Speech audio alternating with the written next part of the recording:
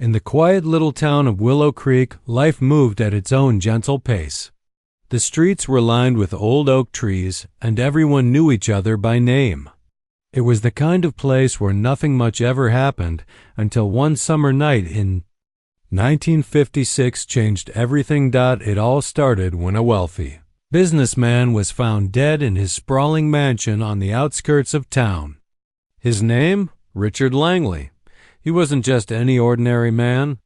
He was someone who had made a fortune but also stirred up plenty of gossip with his flashy lifestyle. People whispered about him behind closed doors, speculating about shady deals and secret enemies.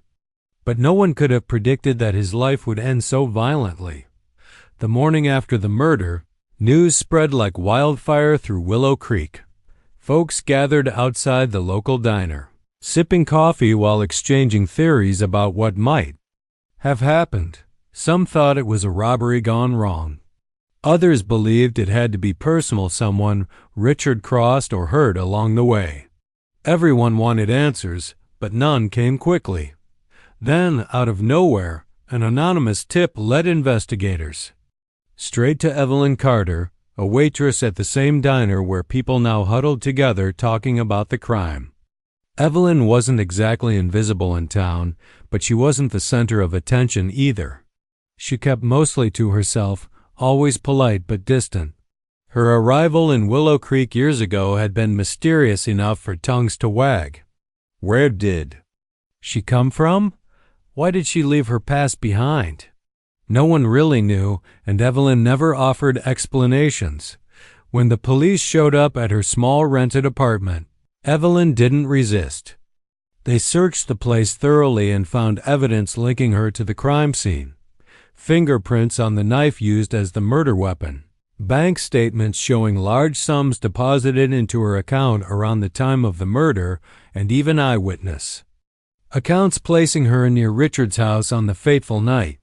To many, it seemed like an open and shut case, but not everyone was convinced. There were those who refused to believe Evelyn capable of such brutality.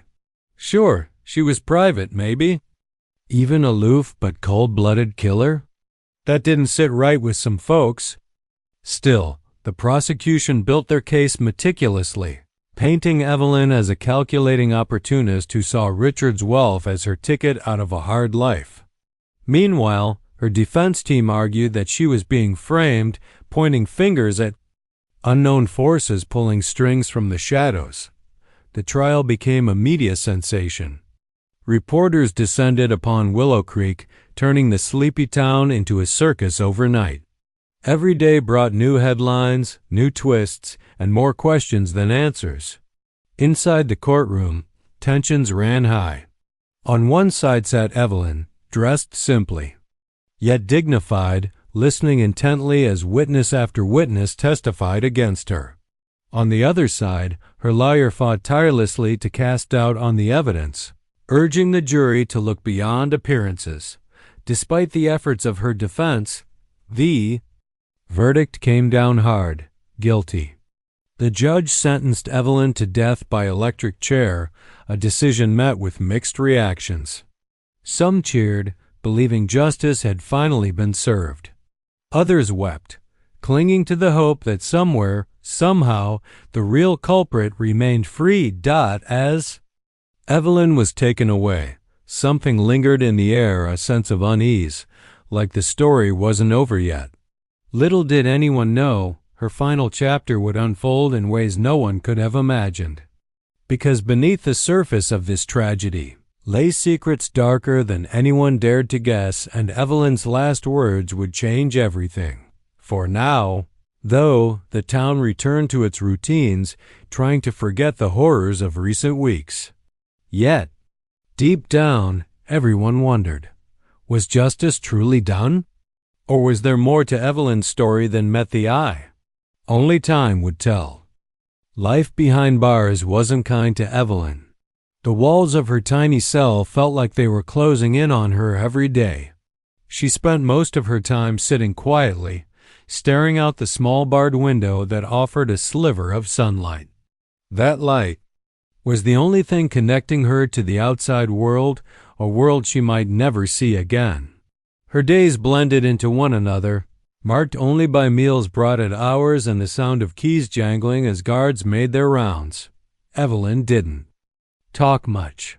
At first, the other inmates tried to strike up conversations, curious about the woman who had been sentenced for such a high-profile crime. But Evelyn kept her distance, responding with polite nods or short answers before retreating back into herself. Over time, the others stopped trying. They figured she was either guilty and too ashamed to admit it or innocent and too broken to fight anymore. Either way, she became a ghost in the prison, a presence everyone noticed but no one truly understood. The guards had their own theories about her. Some thought she was cold-hearted, capable of anything. Others saw something different, a sadness in her eyes that hinted at a deeper story. One guard mentioned how she always thanked them softly when they handed her food or passed along letters. It wasn't something you'd expect from someone accused of murder. But then again, nothing about Evelyn seemed straightforward. Letters started arriving for her, stacks of them. Some came from people outraged by her conviction, calling her a monster who deserved what was coming. Others were from strangers who believed in her innocence, offering words of comfort or prayers. Evelyn rarely responded to any of them. Instead, she spent hours writing her own letters, filling page after page with neat handwriting. No one knew who they were addressed to or what they contained. When asked, she simply smiled faintly and said, "They'll find their way when the time is right." Her only regular visitor was the prison chaplain, a kind man in his 50s who introduced himself as Father O'Connell. He visited her once a week, bringing a Bible and a willingness to listen. Their conversation started off formal basic questions about how she was holding up, reminders that she wasn't alone. But over time, they grew more personal. Evelyn began opening up, though cautiously. She spoke in riddles sometimes, hinting at truths she couldn't or wouldn't fully reveal. "I've carried this burden for too long," she told him during one visit, her voice barely above a whisper. "But I can't let it go, not yet." Father O'Connell leaned forward, concern etched on his face. "You don't have to carry it alone," he urged gently. "Whatever it is, sharing it could bring peace, not just to you, but to others." Evelyn shook her head, her expression unreadable. "It's not mine to share," she replied. "Not yet, but soon. Everything will make sense." Despite his best efforts, Father O'Connell couldn't pry more details out of her. Still, he sensed she trusted him in her own way. During their final meeting before her execution date, Evelyn handed him a sealed envelope. It was plain, unremarkable except for the weight of its contents. "Don't open this unless I say certain words," she instructed firmly. "And if I do, promise me you'll act quickly." He hesitated, unsure whether to take her seriously. But there was something in her tone, a quiet urgency that made him nod. "I promise," he said, tucking the envelope carefully into his coat pocket. As the days ticked closer to her execution, tension filled the air both inside and outside the prison. Protesters gathered daily, holding candles and signs demanding justice or mercy, depending on their beliefs. Reporters camped out near the gates, snapping photos and chasing interviews with anyone willing to speak. Inside, Evelyn remained calm, almost unnervingly so. While other prisoners panicked as their sentences loomed, she seemed resolved. Guards remarked on how composed she appeared, as if she'd already accepted her fate. One evening, as the sun dipped below the horizon, Evelyn sat cross-legged on her cot, gazing out the window. For the first time in months, she allowed herself to think about the life she'd left behind, the dreams she'd once nurtured, the mistakes she'd made, the choices that had led her here. Regret washed over her, but so did determination. Whatever happened next, she knew she couldn't stay silent forever. The morning of her execution dawned gray and chilly. As Evelyn dressed in the plain white garment provided by the state, she took slow, deliberate breaths. Each movement felt intentional, as though she were preparing for something greater than death itself. When the guards arrived to escort her to the chamber, she stood without hesitation, meeting their gaze with steady eyes. Walking down the narrow hallway toward the room where her life would end, Evelyn noticed the heavy silence around her. Even the guards seemed subdued, their usual banter replaced by somber steps. She focused on putting one foot in front of the other, refusing to let fear take hold. This was her moment, not just to face judgment, but to set things right. When she entered the chamber, the crowd beyond the glass stared back at her. Reporters scribbled furiously in notebooks, cameras clicked incessantly, and murmurs rippled through the observation room. Evelyn ignored them all. Her focus was elsewhere, on something or someone only she could see. As the warden began reading the official statement, her mind drifted to the words she'd rehearsed countless times in her head. These weren't just final words. They were a lifeline, a chance to expose the truth buried beneath layers of lies. And when the warden finally asked, "Do you have any last words?" Evelyn raised her chin, looked directly at the crowd, and began to speak. Her voice cut through the room like a blade, silencing even the faintest rustle. Everyone leaned forward, hanging on her every syllable. What she said next would change everything for Willow Creek, for the nation, and for the legacy she'd leave behind. The morning of the execution was heavy with tension, both inside and outside the prison walls. The air felt thick, like a storm was brewing but hadn't yet broken. Reporters jostled for position in the observation room, their cameras clicking incessantly as they prepared to capture history. Protesters gathered outside, holding candles and signs that read things like "Justice, not vengeance," or "Truth before punishment." Some chanted softly, while others stood in silence, their faces etched with emotion. Inside the prison, the mood was quieter but no less charged. Guards moved with deliberate steps, their expressions unreadable. Even the chaplain, Father O'Connell, seemed unusually subdued as he prayed silently in a corner. When Evelyn emerged from her cell, dressed in the plain white garment provided by the state, she carried herself with an eerie calm. Her eyes were steady, her movements deliberate. To those watching, she didn't look like someone walking toward death. She looked like someone stepping into a role she'd been preparing for all along. As she was led down the long corridor to the chamber, the only sound was the echo of her footsteps against the cold, tiled floor. The execution chamber itself was stark and impersonal, a small room dominated by the electric chair at its center. Thick glass separated it from the observation area where reporters, officials, and a handful of spectators waited anxiously. When Evelyn entered, there was a collective intake of breath. She scanned the crowd briefly, her gaze lingering on no one in particular. Then, without hesitation, she sat down in the chair, allowing the guards to strap her in place. Her hands rested lightly on the arms of the chair. Her posture relaxed despite the restraints. Warden Hayes cleared his throat and began reading the official statement aloud. His voice wavered slightly under the weight of the moment, but he pressed on. By order of the court, this sentence has been carried out in accordance with the law. He paused, then added solemnly, "Do you have any final words?" For a moment, there was absolute silence. Everyone leaned forward, breathless, waiting for what Evelyn would say or if she would say anything at all. Some expected defiance, others remorse. A few hoped for a confession that would finally bring closure to the case. But when Evelyn spoke, her voice rang out clear and strong, cutting through the stillness like a bell.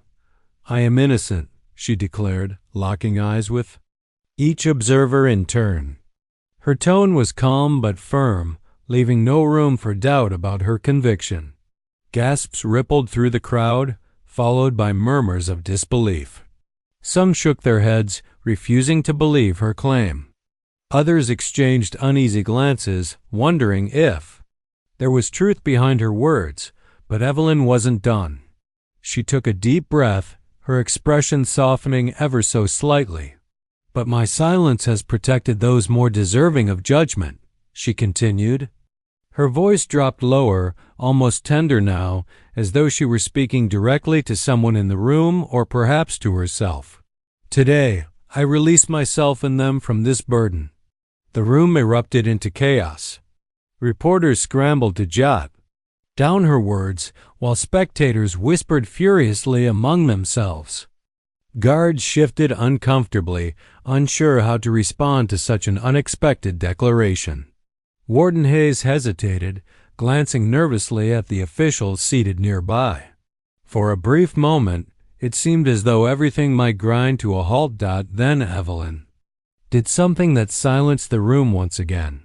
She turned her head slightly, her gaze settling on Father O'Connell, who stood near the back of the observation area. With a faint smile playing on her lips, she said softly, "Tell Father Michael." "It is done." Her meaning was cryptic, but the certainty in her voice left no doubt that these words held significance. Before anyone could react further, she nodded to the executioner, signaling she was ready. The process resumed, mechanical and impersonal, as if nothing extraordinary had just occurred. Yet everyone present knew otherwise. Something monumental had shifted in that moment, though none could yet grasp its full implications. As the machinery hummed to life and electricity surged through the chair, Evelyn's body tensed briefly before going still. The room fell silent. Once more, the only sound the faint crackle of energy fading into the air. When the doctor confirmed her passing, a strange hush settled over the crowd. Some wept openly, overcome by the gravity of what they'd witnessed. Others stared blankly, struggling to process the whirlwind of emotions swirling inside them. Outside the prison, news of Evelyn's final words spread quickly. Protesters chanted louder, their voices tinged with anger and sorrow. Reporters rushed to file updates, speculating wildly about what she meant by protecting those more deserving of judgment. Social media lit up with debates, hashtags, and calls for investigations. In Willow Creek, the town that had once prided itself on simplicity and predictability, life suddenly felt chaotic and uncertain. Back inside the prison, Father O'Connell remained rooted to the spot, his mind racing. Evelyn's parting phrase, "It is done," echoed in his ears, pulling him back to their final meeting. He remembered the envelope she'd entrusted to him, the one she'd insisted he open only if she uttered those exact words. Trembling slightly, he reached into his coat pocket and pulled it out. The envelope felt heavier than it should have, as though it carried not just paper but the weight of untold secrets. Unsure whether to act immediately or wait, Father O'Connell retreated to his quarters, closing the door behind him. Sitting at his desk, he stared at the envelope for several minutes, wrestling with his conscience. Did he dare open it? What if the contents put him in danger or worse, implicated others? But Evelyn's trust weighed heavily on him. She had chosen him for a reason, and he couldn't betray that. Finally, with a deep breath, he broke the seal and unfolded the pages within. What he read left him stunned. Evelyn had written meticulously detailed accounts of names, dates, and events, implicating powerful figures in Richard Langley's murder and far beyond. According to her account, she had been coerced into participating in a scheme orchestrated by corrupt politicians and businessmen seeking to eliminate Langley, who had threatened to expose their illegal dealings. The document painted a picture of a conspiracy so vast and intricate that it made Evelyn's trial seem like a mere sideshow. Father O'Connell's hands trembled as he reread the pages, piecing together the enormity of what Evelyn had sacrificed. She hadn't just taken the fall for a crime she didn't commit. She had shielded others from consequences they deserved far more than she did. And now, with her final act, she had handed him the key to unraveling the entire web of lies. What was he supposed to do with this information? Keep it private, as Evelyn had done for so long? Or expose the truth, risking backlash from those implicated? The decision weighed heavily on him, but deep down, he knew what he had to do. Evelyn had trusted him to act to ensure her sacrifice wouldn't be in vain, and so, with a prayer for guidance, Father O'Connell made arrangements to leak the document to investigative journalists determined to uncover the full story. Little did he know this was only the beginning of a chain reaction that would rock Willow Creek and the nation to its core. The envelope Father O'Connell held in his hands felt heavier than it should have. It wasn't just paper inside, it was a bombshell waiting to explode. As he sat alone in his quarters, the weight of Evelyn's final act pressed down on him. Like a storm cloud. She had trusted him with this secret, and now it was his responsibility to decide what came next. He knew one thing for certain: keeping silent wasn't an option. Evelyn hadn't walked to her death just to let the truth die with her dot. After hours of wrestling with doubt and fear, Father O'Connell made up his mind. The first step was finding someone who could handle the story responsibly, someone willing to dig deeper, without sensationalizing it. He reached out to a journalist known for investigative work, a man who had built a reputation for exposing corruption. The reporter listened intently as Father O'Connell explained the situation, then agreed to review the documents carefully before deciding how to proceed. When the journalist finally opened the envelope, he was stunned by what he found. Page after page detailed names, dates, transactions, and events that painted a chilling picture of conspiracy at the highest levels. Politicians, business tycoons, and law enforcement officials were implicated, all connected through a web of greed and deceit. According to Evelyn's account, Richard Langley's murder hadn't been random or personal. It had been orchestrated to silence him because he'd uncovered evidence of their illegal activities. And Evelyn?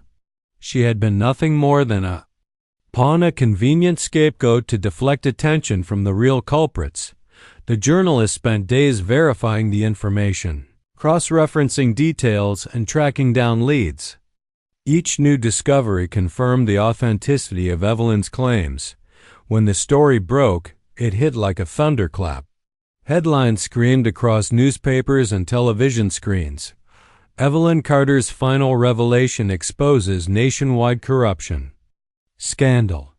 Overnight, Willow Creek became the center of national attention once again, but this time the focus wasn't on Evelyn's guilt or innocence. It was on the people she had accused. The fallout was immediate and explosive. Arrest warrants were issued for several high-profile figures named in the document.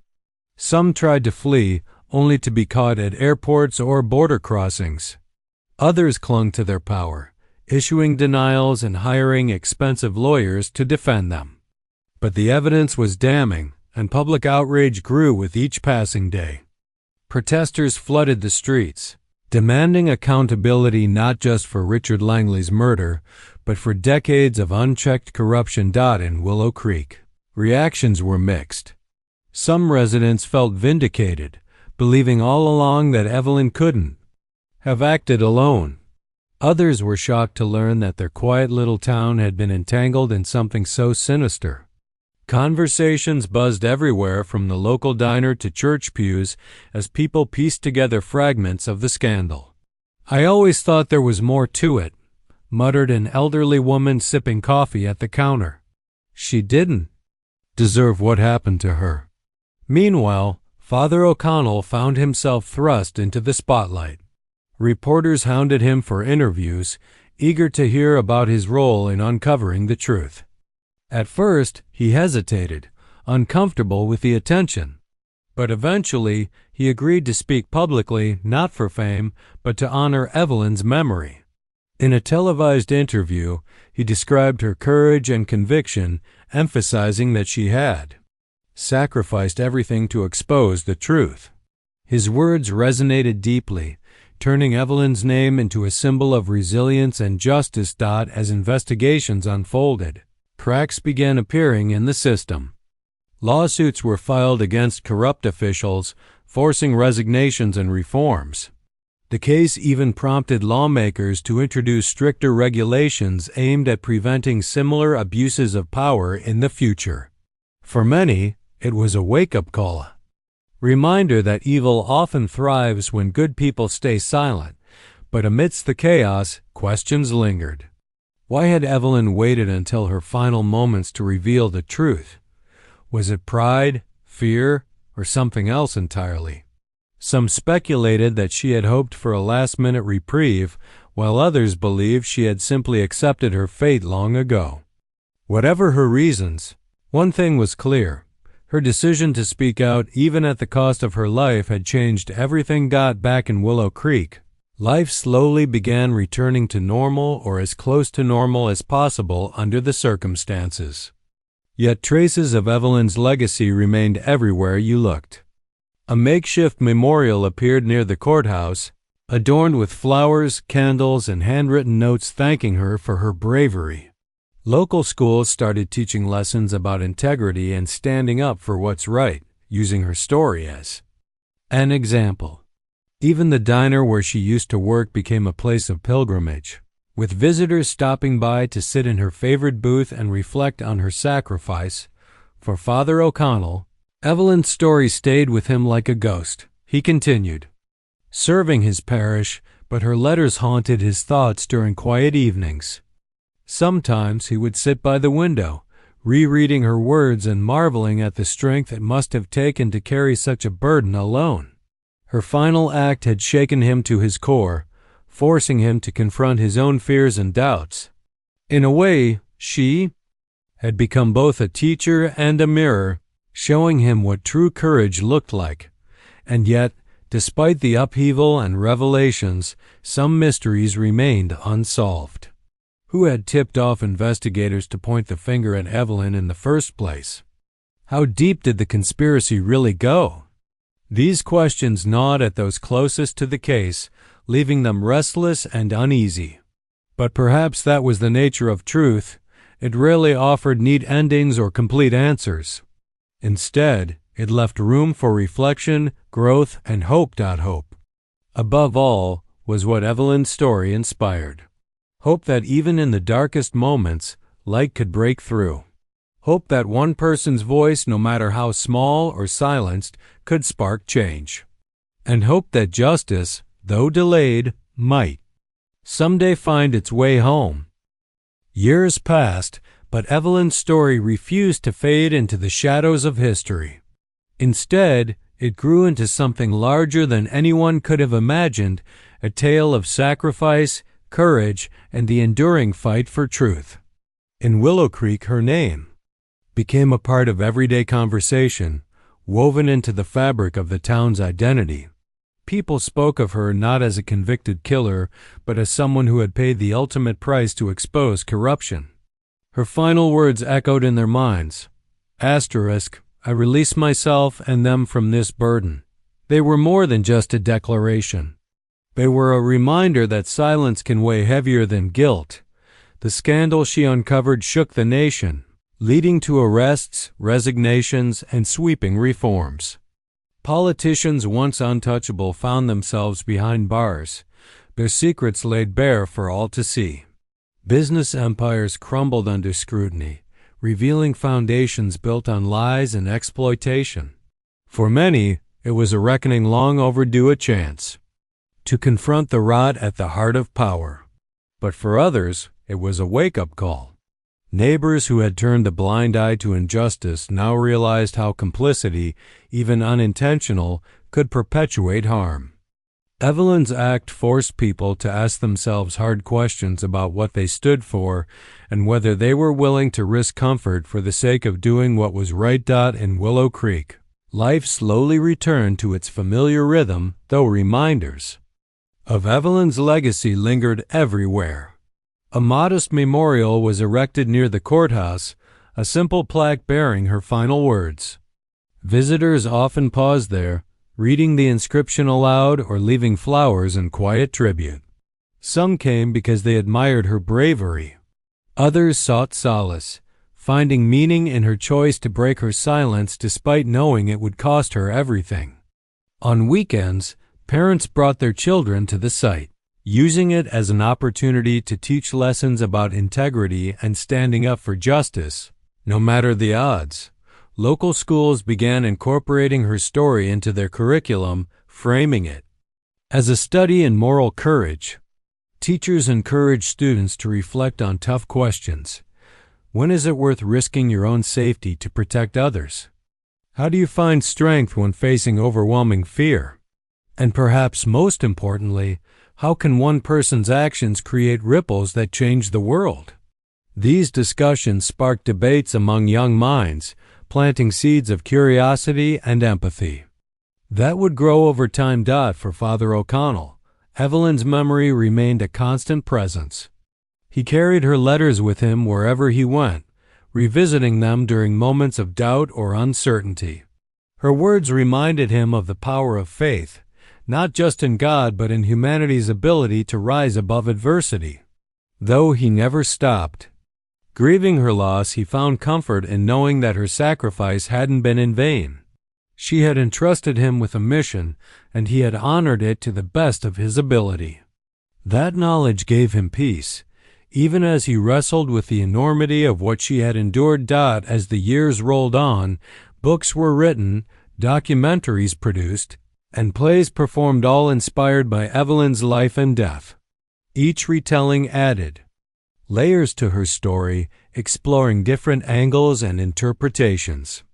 Some focused on the tragedy of her wrongful conviction, while others highlighted her role as a whistleblower who refused to let evil go unchecked.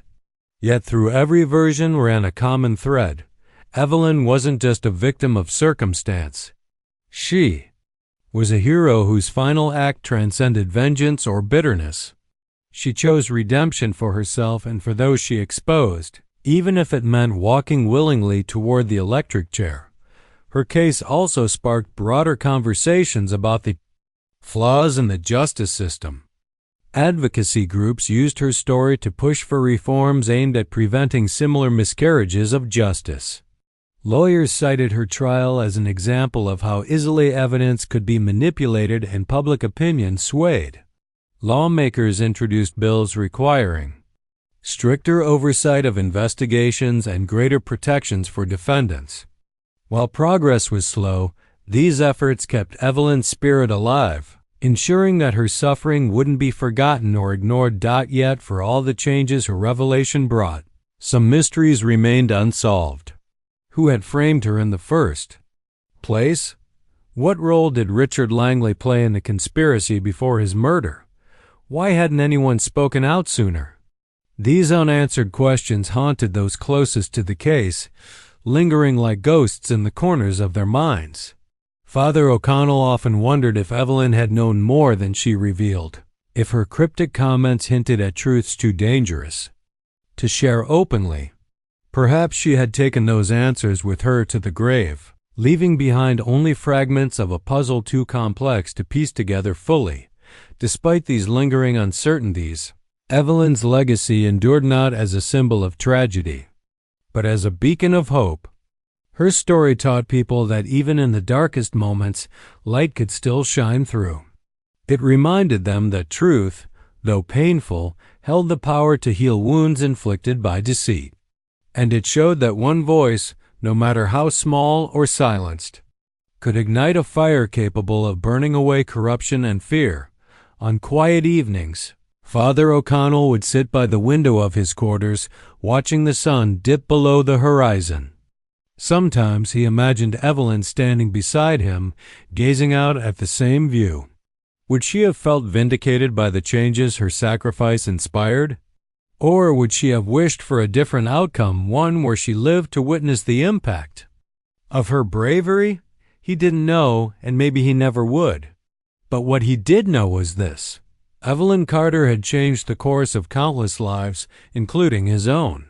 And for that, she would always be remembered, not as a criminal, but as a martyr for truth. And so, her story continued to live on, passed down from generation to generation. In classrooms, around dinner tables, and beneath starlit skies, people shared tales of the woman who walked calmly to her death, leaving behind a legacy far greater than anyone could have predicted. Her final words weren't just a statement. They were a promise, a vow to free both herself and the world from the weight of hidden sins. And in fulfilling that promise, she proved that true justice isn't about punishment, it's about liberation.